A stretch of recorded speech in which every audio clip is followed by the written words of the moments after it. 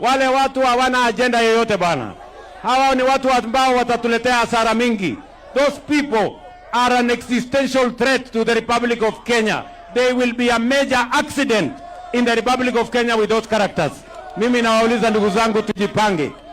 Busia, muko tayari? Busia, muko tayari? Tutembee pamoja. Si mnajua wale jamaa? Mnawajua? Wale wa Wantam na Kasongo ati na Masgo wako na agenda kusidi hapo. Wako na agenda kusidi hapo. Mpango hawana.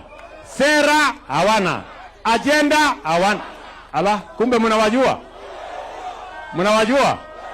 Wale jamaa ati mpango, ati agenda, ati sera, ati akili. Hata akili hawana, watu wako chini sana bwana. Kwa hivyo sitaki kusema kuzidi hapo. Hapa niko na viongozi wenzangu.